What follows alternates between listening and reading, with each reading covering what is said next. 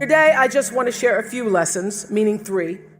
The three lessons that have had the greatest impact on my life have to do with feelings, with failure, and with finding happiness. A year after I left college, I was given the opportunity to co-anchor the 6 o'clock news in Baltimore, because the whole goal in the media at the time I was coming up was that you try to move to larger markets, and Baltimore was a much larger market than Nashville. So getting the 6 o'clock news co-anchor job at 22 was such a big deal. It felt like the biggest deal in the world at the time. And I was so proud because I was finally going to have my chance to be like Barbara Walters, which is who I'd been trying to emulate since the start of my TV career. So I was 22 years old, making $22,000. And yet it didn't feel right. It didn't feel right. The first sign was when they tried to change my name. The news director said to me at the time, "Nobody's going to remember Oprah, so we want to change your name. We've come up with a name we think that people will remember and people will like. It's a friendly name, Susie." But my name wasn't Susie. And I'd grown up not really loving my name, because when you're looking for your little name on the lunch boxes and the license plate tags, you're never going to find Oprah. So I grew up not loving the name, but once I was asked to change it, I thought, well, it is my name. And do I look like a Susie to you? So I thought, no, it doesn't feel right. I'm not going to change my name. And if people remember it or not, that's okay. And then they said they didn't like the way I looked. This was in 1976, where your boss could call you in and say, "I don't like the way you look." So I was juggling these messages of expectation and obligation and feeling really miserable with myself. I'd go home at night and fill up my journals, because I've kept a journal since I was 15, so I now have volumes of journals. So I'd go home at night and fill up my journals about how miserable I was and frustrated, and then I'd eat my anxiety. That's where I learned that habit. And after 8 months, I lost that job. They said I was too emotional, I was too much. But since they didn't want to pay off the contract, they put me on a talk show in Baltimore. And the moment I sat down on that show, the moment I did, I felt like I'd come home. I realized that TV could be more than just a playground, but a platform for service, for helping other people live their lives. And the moment I sat down doing that talk show, it felt like breathing. It felt right. And that's where everything that followed for me began. And I got that lesson. When you're doing the work you're meant to do, it feels right. And every day is a bonus, regardless of what you're getting paid. And how do you know when you're doing something right? How do you know that? It feels so. What I know now is that feelings are really your GPS system for life. When you're supposed to do something or not supposed to do something, your emotional guidance system lets you know. The trick is to learn to check your ego at the door and start checking your gut instead. Every right decision I've made, every right decision I've ever made has come from my gut. And every wrong decision I've ever made was a result of me not listening to the greater voice of myself. If it doesn't feel right, don't do it. That's the lesson. Even doubt means don't. This is what I've learned. There are many times when you don't know what to do. When you don't know what to do, get still. Get very still until you do know what to do. And when you do get still and let your internal motivation be the driver, not only will your personal life improve, but you will gain a competitive edge in the working world as well. Because as Daniel Pink writes in his bestseller, A Whole New Mind, he says we're entering a whole new age, and he calls it the conceptual age, where traits that set people apart today are going to come from our hearts, right brain, as well as our heads. It's no longer just the logical, linear, rules-based thinking that matters, he says. It's also empathy and joyfulness and purpose. inner traits that have transcendent worth. These qualities bloom when we're doing what we love. So when we're involving the wholeness of ourselves in our work, both our expertise and our emotion. So I say to you, forget about the fast lane. If you really want to fly, just harness your power to your passion. Honor your calling. Everybody has one. Trust your heart, and success will come to you. So lesson 1, follow your feelings. If it feels right, move forward. If it doesn't feel right, don't do it. Now I want to talk a little bit about failings, because nobody's journey is seamless or smooth. We all stumble. We all have setbacks. If things go wrong, you hit a dead end, as you will. It's just life's way of saying, time to change course. So ask every failure. This is what I do.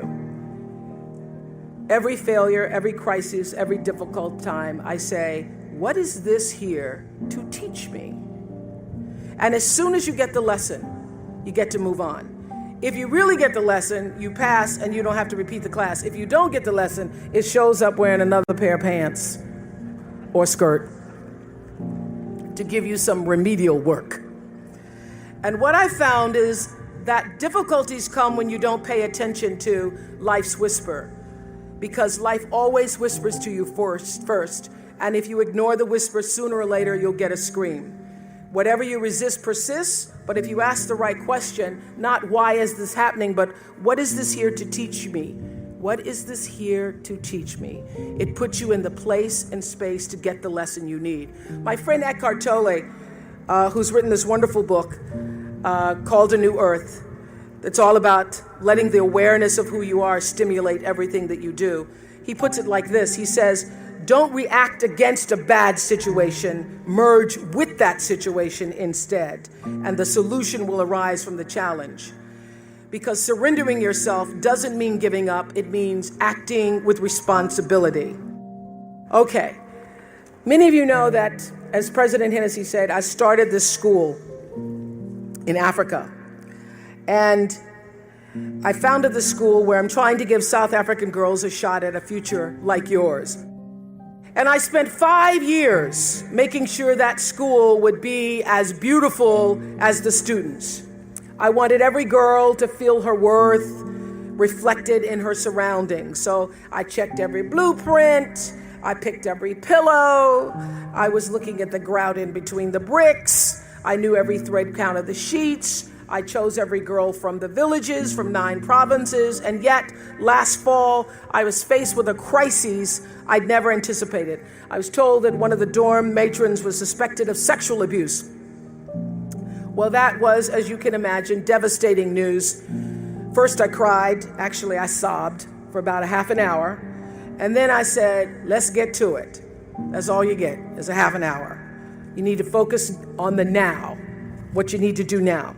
So I contacted a child trauma specialist. I put together a team of investigators. I made sure the girls had counseling and support.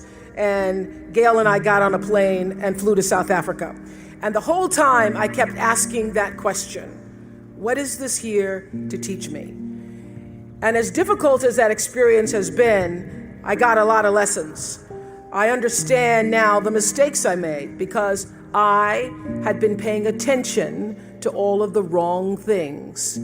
I built that school from the outside in, when what really mattered was the inside out.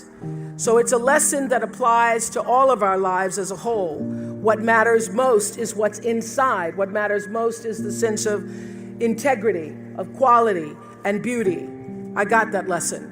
And what I know is that the girls came away with something too. They've emerged from this more resilient and knowing that their voices have power. And their resilience and spirit have given me more than I could ever give to them, which leads me to my final lesson, the one about finding happiness. Not a small topic, this is, finding happiness. But in some ways, I think it's the simplest of all. Gwendolyn Brooks wrote a poem for her children. It's called Speech to the Young, Speech to the Progress Toward. And she says at the end, live not for battles won, live not for the end of the song, live in the along. She's saying, like Eckhart Tolle, that you have to live for the present. You have to be in the moment. Whatever has happened to you in your past has no power over this present moment because life is now. But I think she's also saying, be a part of something. Don't live for yourself alone. This is what I know for sure. In order to be truly happy, you must live along with, and you have to stand for something larger than yourself, because life is a reciprocal exchange. To move forward, you have to give back. And to me, that is the greatest lesson of life. To be happy, you have to give something back. So whatever field you choose, if you operate from the paradigm of service, I know your life will have more value and you will be happy. I was always happy doing my talk show, but that happiness reached a depth of fulfillment, of joy that I really can't describe to you or measure when I stopped just being on TV and looking at TV as a job and decided to use television, to use it and not have it use me, to use it as a platform to serve my viewers. That alone changed the trajectory of my success. So I know this, that whether you're an actor, you offer your talent in the way that most inspires art. If you're an anatomist, you look at your gift as knowledge and service to healing. Whether you've been called, as so many of you here today, getting doctorates and other degrees, to the profession of business, law, engineering, humanities, science, medicine. If you choose to offer your skills and talent in service, when you choose the paradigm of service, looking at your life through that paradigm, it turns everything you do from a job into a gift.